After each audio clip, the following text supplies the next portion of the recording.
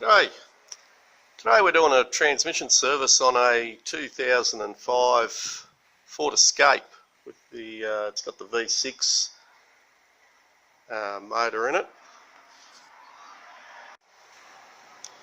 Now we've just taken it for a test run and made sure the overdrive, which was fourth gear on these, is working as it should. In the Fords, these are called a CD4E transmission, and in the Mazda, which is basically the same transmission, they call them the LA4A-EL transmission. So the filter's actually incorporated inside the transmission. You've got to pull it in half to replace the filter, which is a pretty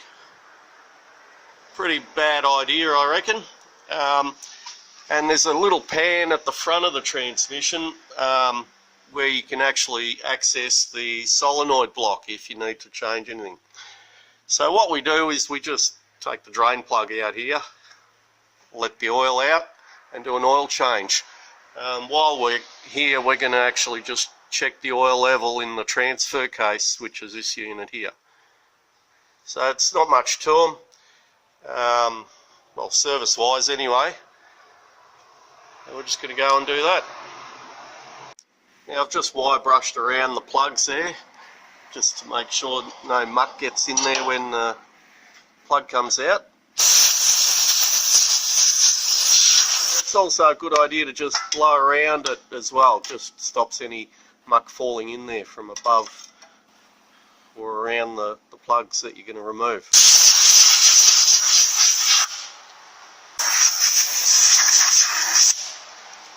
And we'll also just check the rear diff as well. The plug's just there. And to get the plug off, you can just use your, if you've got a 3/8 drive shifter, ratchet, sorry. And the same up here on the transfer case.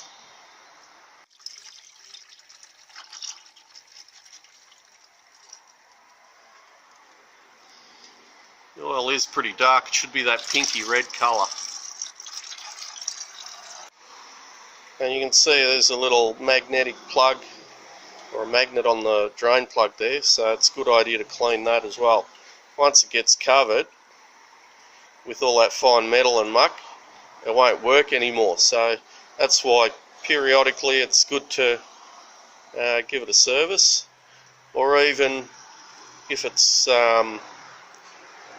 not too hot, you can just remove that plug, put a bung or a plug or your thumb or whatever over the hole, just get someone to clean the plug and then put it back and then retop it with a bit of oil. You shouldn't, well, depending on how quick you are, but you shouldn't lose more than half a litre of fluid.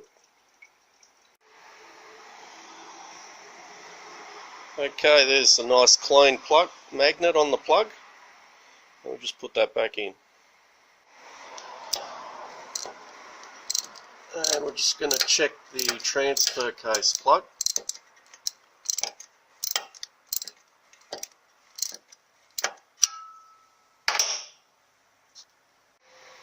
And you can see there's enough oil there, it's just leaking out.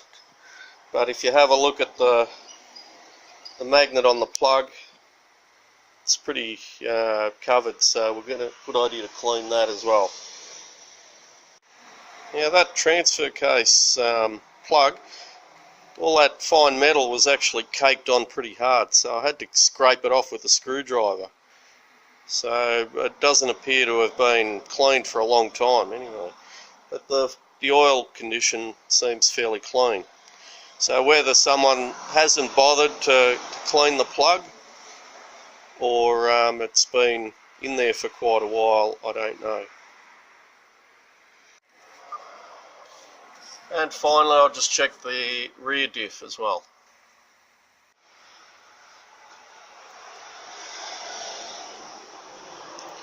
You can see that one's got a little bit of metal on there on the magnet as well, so it's actually unusual to see filler magnets or filler plugs with a magnet on them. It is a good idea because you get the splashing of the fluid, so the more or the cleaner you can keep it, the better it is. And again, you can see around the outside of the magnet there, there's like a little hole. All that fine metal was caked, pretty well caked in there, so you had to scrape it out. So you want to try and get as much surface area of that magnet working, so make sure you clean it properly when you do clean it. Okay, we're just going to top it up with some Dextron 3 fluid, and it's important that you don't overfill it. So you can see the little crosshatch there. A bit hard to see, my camera won't focus when things are too close, but have it at operating temperature because the oil expands a little bit as it warms up, and make sure it's not over that mark. Otherwise you can get the oil to be aerated if it hits the spinning parts in the transmission. So anyway, it's just a simple matter of filling it up through the filler tube here. Approximately 3 litres I think came out of it, but it's always a good idea to just make sure you've got the right amount. Don't go by how much came out to put it in. That's just basically a ballpark figure or an amount to put in. So it's always good to check the oil level. Go for a 5-10 kilometre drive and you check the oil level with the motor running. Now we just go through all the gears, make sure everything's engaging okay. Back up into park, and then we can check the oil level with the motor running.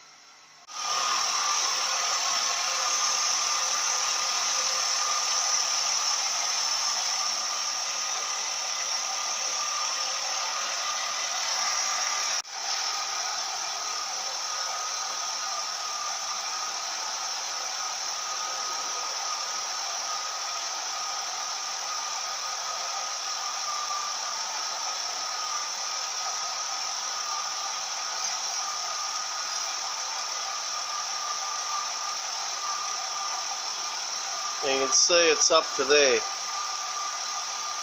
so it's about 3/4 of the way up on the crosshatch. So I'll take it for a test run now, warm it up, and we'll check the oil level hot.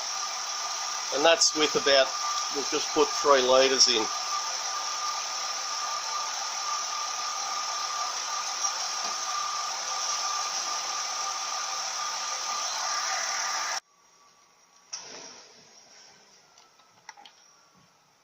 Okay, we've just been for about a 5-6 kilometre test run, and a lot of stop starting and selecting overdrive on the button there, up and down, just make sure everything's operating properly.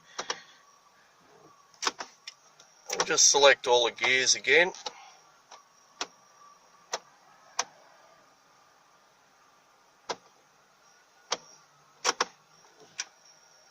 And we can check the oil level again. It's nicely warmed up. We're just going to wipe off the first oil level check because you get the splashing of the oil, so it won't give you an accurate reading.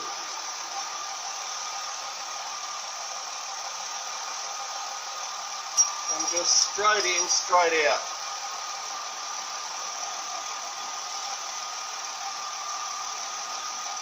And you can see the oil level right there. So we can put a tiny little bit more in, just bring it up a bit closer to that top mark of where the crosshatch is. So this oil will heat up a little bit more. I only went for a 5-6 kilometre run. And you can also see that the oil colour is a little bit better. Roughly about a half of the transmission fluid comes out when you drain it through the plug like that.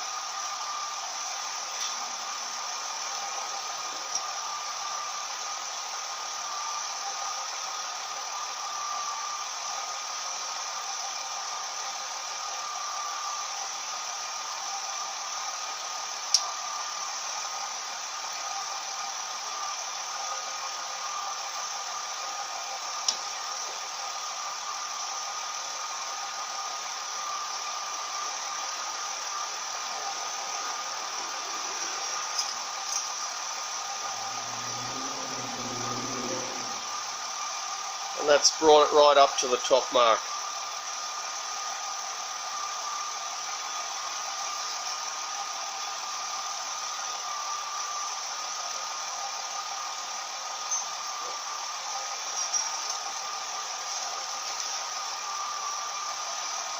Anyway, hope that's shown you a little bit how to check the oil level and your transfer case and rear diff oil levels, and it's a good idea to clean those magnetic plugs.